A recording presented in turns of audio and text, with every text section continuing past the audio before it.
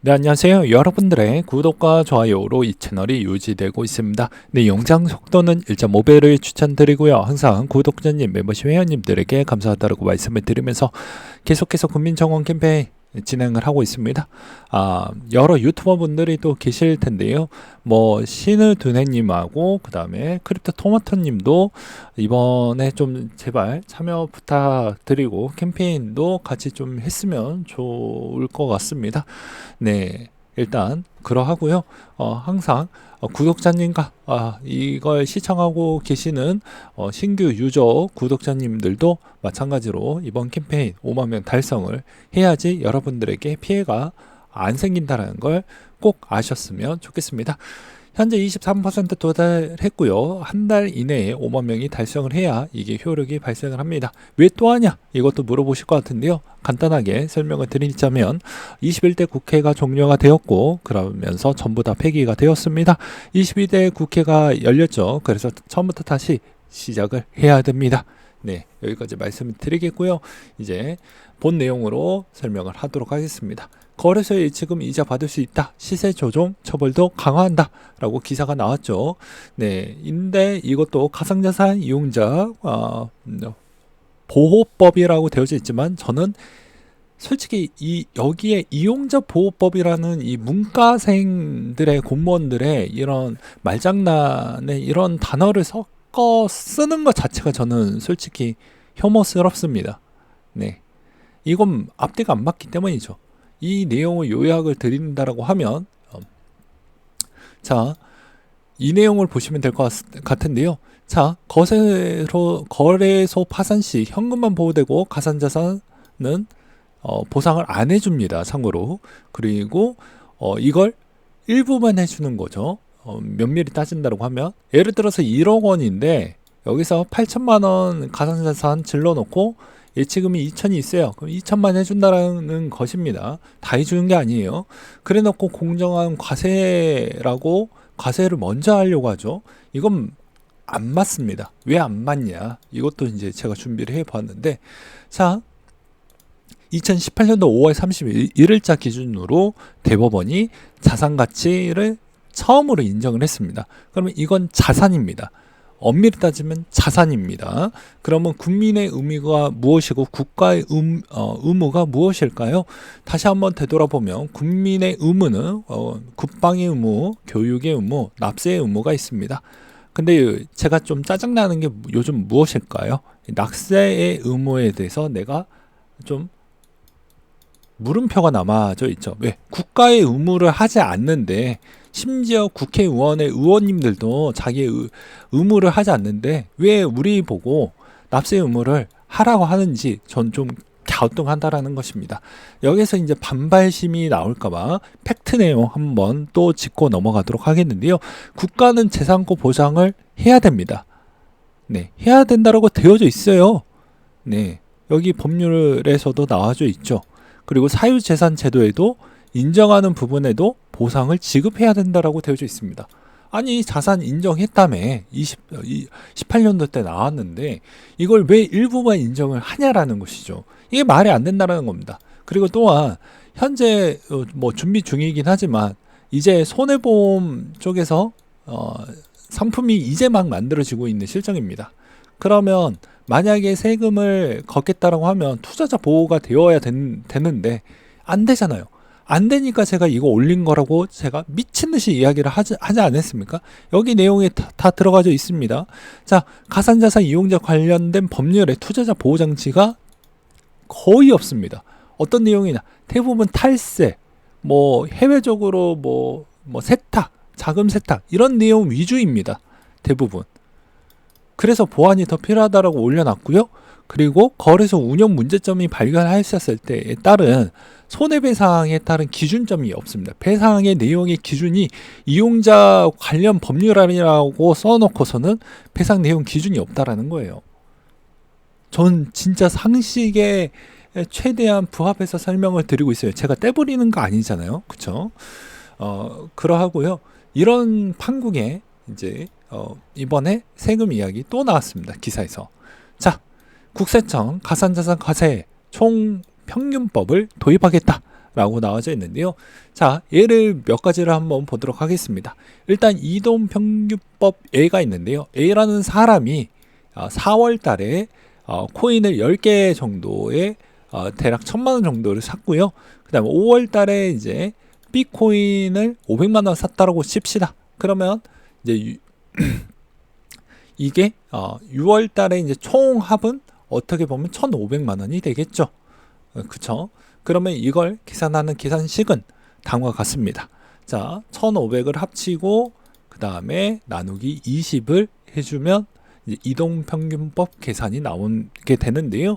자, 이것도 복잡하지만 일단은 무조건 이런 시스템이구나 라고 그냥 넘어가셨으면 좋겠고요.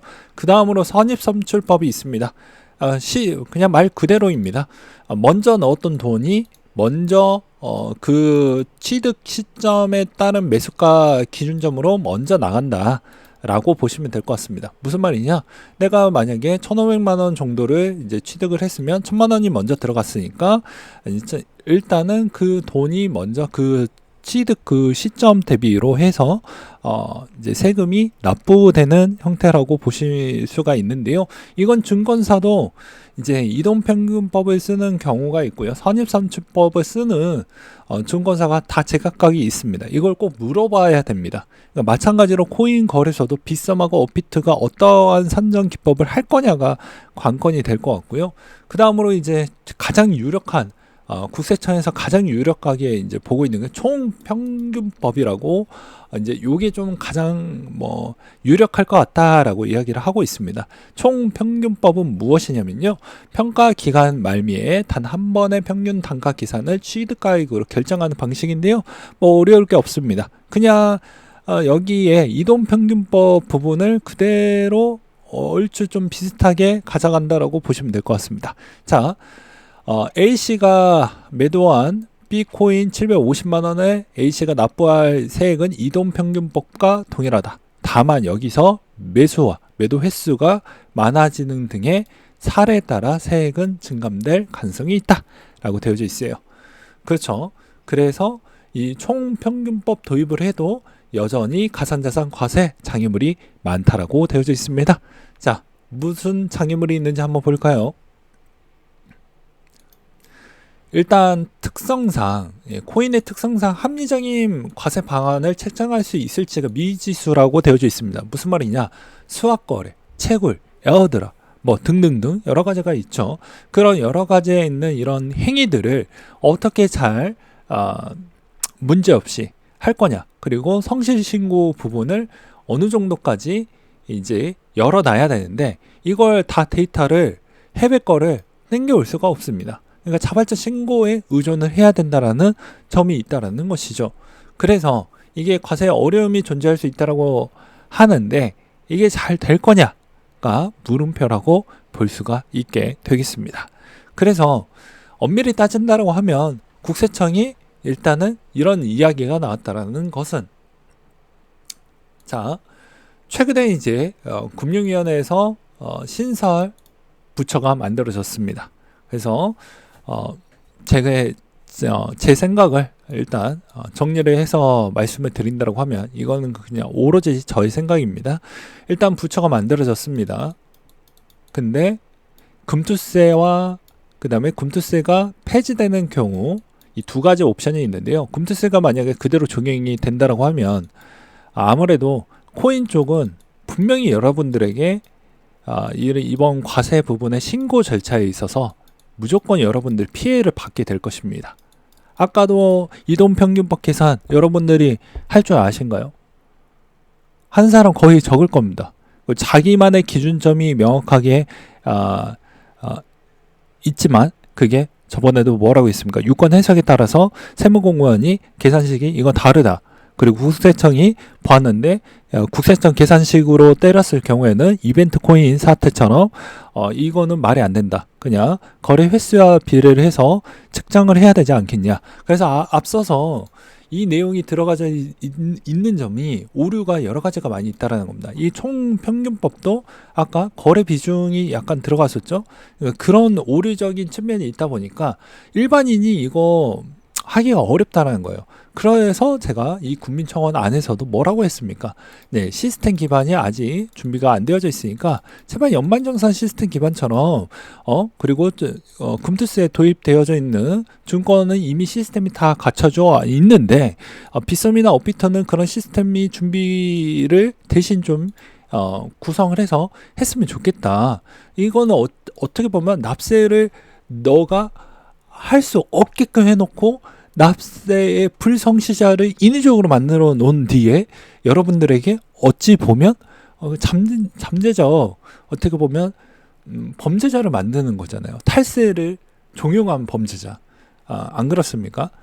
그래서 시스템도 아직 갖추어져 있지 않기 때문에 물론 금투세가 만약에 되었을 경우에는 충분히 코인 쪽에서 문제가 많이 나올 것이고요. 금투세가 폐지가 된다라고 해도 기타 소스로 바뀌기 때문에 아무래도 여러 가지 문제점은 계속해서 나올 것이다 라고 볼 수 있습니다. 근데 저만의 생각은 만약에 금투세가 폐지가 될 경우에는 아무래도 형평성 때문이라도 코인의 과세 유예가 한 번은 더 이루어질 것으로 저는 생각을 하고 있고요.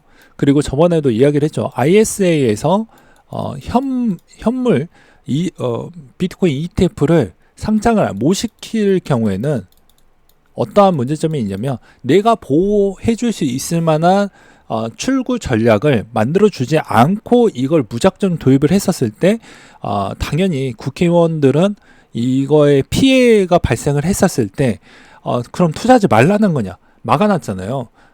그런 거를 회피하고자 이걸 시켜놔야 됩니다. 상장을 시켜놔야 돼요. 근데 이거 상장이 늦어진다라고 하면 거의 유예가 좀 높을 것으로 보여지지만 그럼에도 불구하고도 아무래도 국민청원을 좀 해놔야 명확하게 좀 되겠죠. 그렇지만 이것도 만약에 유예가 된다라고 하면 이번이 마지막 한 번 정도라고 저는 생각을 합니다. 왜냐하면 부처가 만들어졌기 때문입니다. 이제 만약에 이번에도 뭐 우연찮게 유예가 됐다 그러면 그게 마지막 한 번이 될 것 같아요.